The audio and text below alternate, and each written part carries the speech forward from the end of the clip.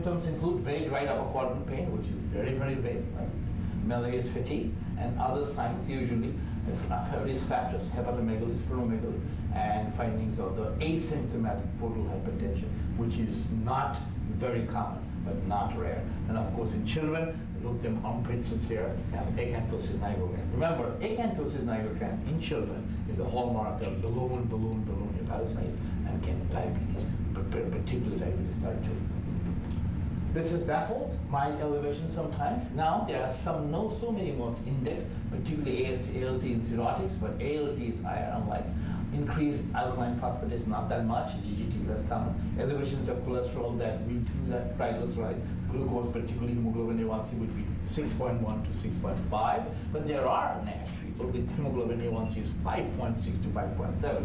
And of course, sometimes ceruloplasmin is up high too. Why? Because it is, again, phase reactive. So negative viral autoimmune markers, you have to look into these ALT elevations, any viral disease, any other autoimmune markers. Elevations of ferritin 50%. Why? Because you know what is the hepcidin? Hepcidin is the maestro, the orchestra of iron shuttle, iron homeostasis. So what happens? High IL-6 and IL-8 suppresses the hepcidin, and that's why the iron shuttle iron is high, 50%. So anytime if you see the high ferritin, somebody's about 600, 700, first think of alcohol, of course. Second, think of Hep C. And then if you see the BMI about 25.5 to 26%, you know, well, but that ferritin will never go beyond 300. Once you see the ferritin of 700, you have to look into this gene. What is the most important, most common autosomal recessive disease? Anybody from the back? House staff? Anybody? It's a board question. It's called hemochromatosis. It's hemochromatosis, good.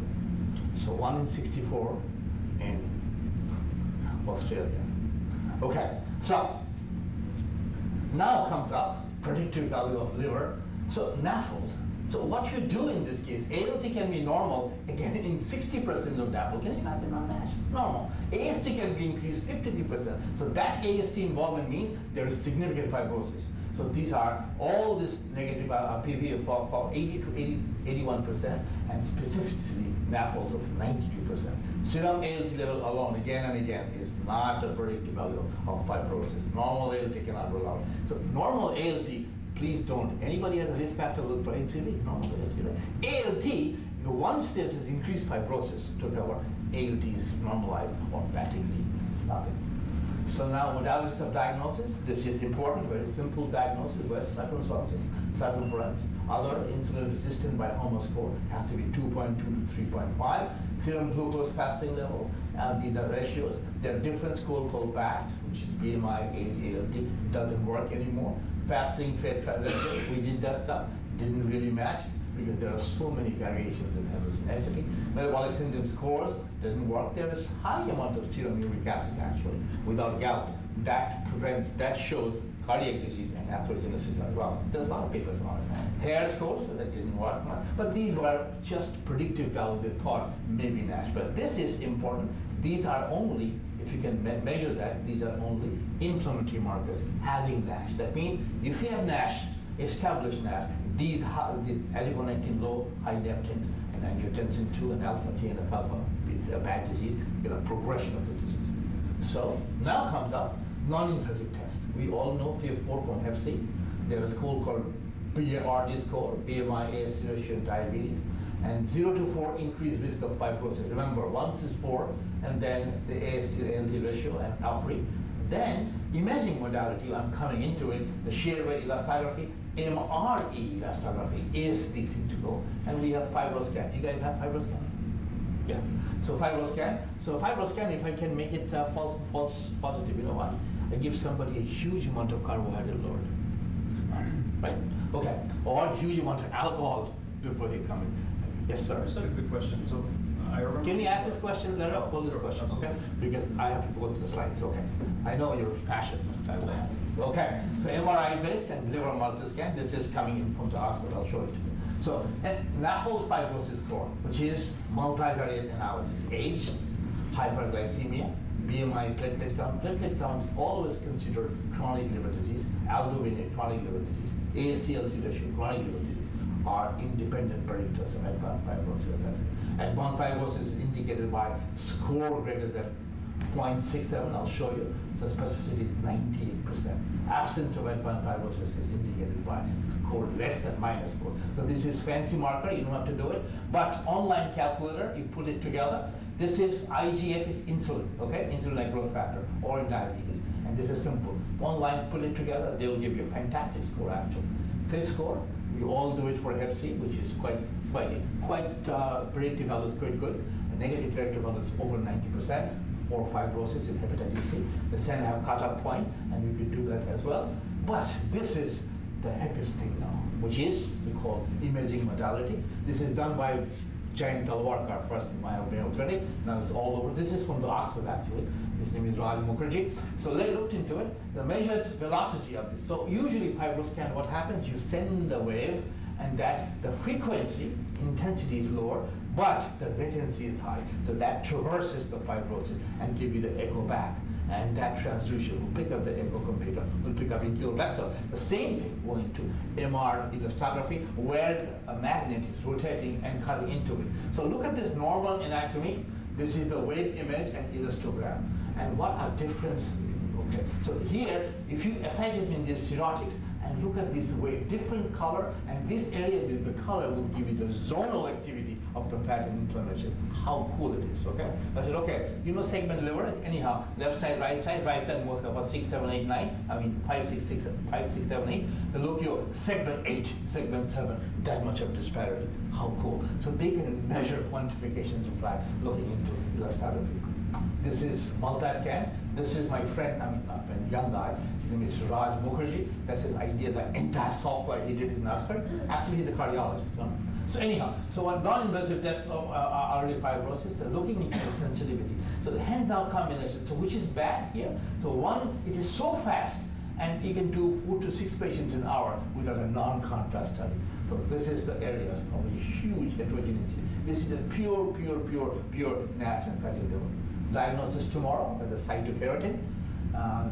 This is Evolunkar Polishkaya, looked into it. There's a liver cell protein called keratin 18, you can measure that. But the problem is the specificity of NAF and NAFL. And alcohol that also exude, that also upregulates that. Or other tissues from fibrosis, particularly the autoimmune disease. So what happens? That's why it did not create the market yet in the fibrotic panel. Liver biopsy, this is the big question, $1 million question. Do you do liver biopsy? ASLD guidelines for NAFL, but look into this, identity of histological features of NASH, we do by Elizabeth Brunt and others. Actually, my boss now is David Cohen coming from Harvard, he's a big NASH guy in Cornell. So they prefer to do liver biopsy, they quantify, and from the homogeneous, they can look and measure something else. And then from this allocore, we look into the future, this is called a microarray. So this microarray heat map is the biggest thing now. So from the microarray, we can pick up everything, it's all software done. So red flag or presence of NASH in NAFL. So what happened? Male gender, age, Hispanic ethnicity, hypertension, blah, blah, blah, blah. It's huge. And then no lab test or imaging study will be available. So what happened? Only where you can do it, we should do it, where there's nothing available or established diagnosis of fibrosis. This is prognosis rule out other concomitant liver disease, PBC, autoimmune hepatitis. These, particularly we do it for autoimmune hepatitis actually. We're at ASMA positive, AMA positive, LKM1 positive, and NASH on top, you need liver biopsy. These are all fatty liver, different kinds. There are a lot of inflammatory markers. And this is the collagen still. Look at this huge fat, and look at this kind of a chicken wire of fibrosis. Okay. This is another one, a ground glass type, looks like hepatitis B, but huge amount of fat droplets, and huge amount of fat droplets of differences. So these are all classical. Okay. So now by classifications, what happened? The ballooning of the hepatocyte with Mallory tank body is the bad prognostic sign in this. So now biology leptin, I talked about leptin so much, is actually a protein encoded by OBOB gene. It was discovered by Scott Friedman. He's the guru of fibrosis in Mount Sinai. It's his brother called Jeffrey. He didn't get the Nobel Prize yet. Anyhow, fasting downregulates leptin level, remember, and excessive calorie intake upregulates. So in case of diabetes, what happens? High amount of Leptin is pro-inflammatory and fibrogenic. If you show this, if you have a high leptin, and prospectively you go looking at the fibrotic score and fibrosis how far quickly compared to a normal individual. Leptin deficiency is not the hallmark. Remember, it is not the hallmark of human obesity. Leptin resistance is the backbone of human obesity. That means leptin is there, it doesn't work. That's the most important thing. Adiponectin, which is a very hit hormone now, which is all by adipose tissue left. So levels of adiponectin in the blood are decreased, which is inversely proportional in obesity, insulin, which is a good hormone. What happened? It lowers insulin resistance and type 2 diabetes. Adiponectin is an anti-inflammatory. Again, this is leptin, adiponectin, which completely counter-regulatory and opposite. So an anti-inflammatory and anti-fibrotic. Osteopontin is again comes up Anna Medial's lab. This is a Th1 cytokine place. Osteopontin is induced by hedgehog. I showed you the hedgehog. Upregulates osteopontin early development steatohepatitis. Remember, the people from NASH, NAFL, quickly develops NASH within a couple of years, not a long time. I mean, not about 10 years, 15 years. They have this upregulation of osteopontin. They look into this diet, which is called methionine choline deficiency diet by Charles Liver, and they knocked out some genes. They looked into this. That inhibition may be beneficial in NASH, but there's no drugs yet. This is the biggest thing, okay, called SREBP, insulin resistance caused by this, which is actually steroid hormone called cholesterol. It was done by, it is called expressions promotes fatty acid synthesis and lipotoxicity. My friend Arun Sanyal, he did this huge amount of work. Leptin corrects insulin resistance and lowers the level of SREBP, which is a 1C isoenzymes included. So now, PPR gamma, which is metformin, all these gliptin, etc., gamma agonist, it reduces this SREBP1, lowers the lipid accumulations in the liver and insulin resistance in the OB mice. They're genetically measured, the OB mice. This mice was labbing animal Hopkins for a while. Current management, lifestyle, we have no drugs yet. If something came up, I'll show you. Lifestyle interventions, weight loss, not quick